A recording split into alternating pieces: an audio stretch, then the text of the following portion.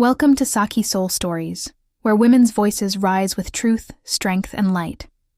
Today's story is about the woman who refused to live by others' words and chose to write her own destiny. Have you ever felt trapped by the words others use to define you, like you're living someone else's story instead of your own? Let me tell you about Sarah, a woman who discovered the most powerful pen was the one that could rewrite her own narrative. Every morning, Sarah would look in the mirror and hear echoes of past criticisms.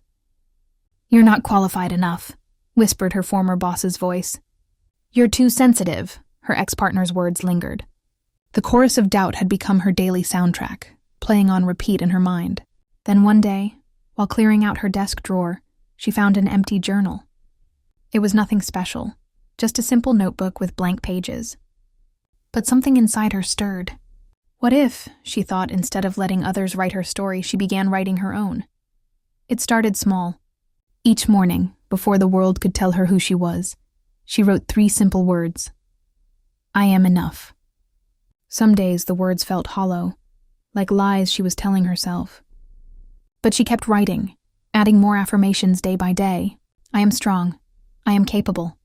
I am worthy of respect." Weeks passed, and something began to shift. The words she wrote started to feel less like wishful thinking and more like truth. The old voices didn't disappear entirely, but they grew quieter, overshadowed by her own voice growing stronger on paper. Then came the day that tested everything. During a crucial meeting at work, a colleague tried to dismiss her idea, talking over her with that familiar tone of condescension. In the past, Sarah would have shrunk back, accepting the silent defeat. But this time was different. She heard her own words echo in her mind. "I am enough. I can rise."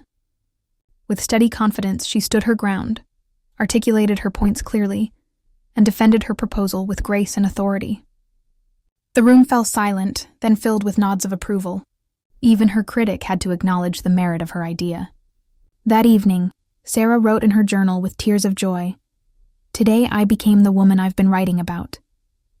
She realized that every affirmation, every positive thought she had put on paper, had been slowly rebuilding her from the inside out. Month by month, her journal filled with more than just affirmations.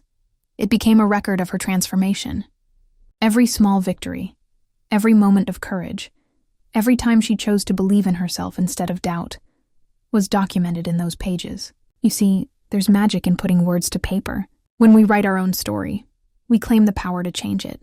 We transform from characters in someone else's narrative to authors of our own destiny. Sarah's story reminds us that self-help isn't about grand gestures or dramatic changes. Sometimes, it's as simple as picking up a pen and writing a different truth. A truth that says you are more than your past, more than others' judgments, more than your fears. Because when a woman chooses her words, she chooses her destiny. And that's a story worth writing, one page at a time.